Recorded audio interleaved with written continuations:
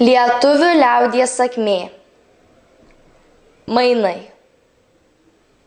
O buvo taip. Dievas velnį apvylė.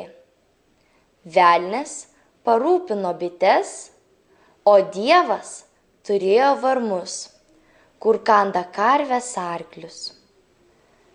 Dievas regi, kad bitės medų nešioja. Ir Dievas susinorėjo medaus. Tada sako velniui: duok, pamainysim. Tu man duosi bites, o aš tau varmus. Tada velnias sako: o gal tu mane apvilsi? Gal negerai bus? Ar galėsime atsimainyti?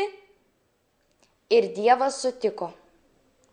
Ir jau reikia pasakyti, kada atmainyt, jei negerai velniui bus varmai.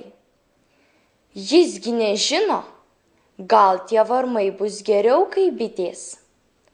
Tada Dievas ir sako: tada atsimainysim, kai visi lapai nubyrės nuo medžių. Bet velnias gi žino, kad rudenį nubyrės.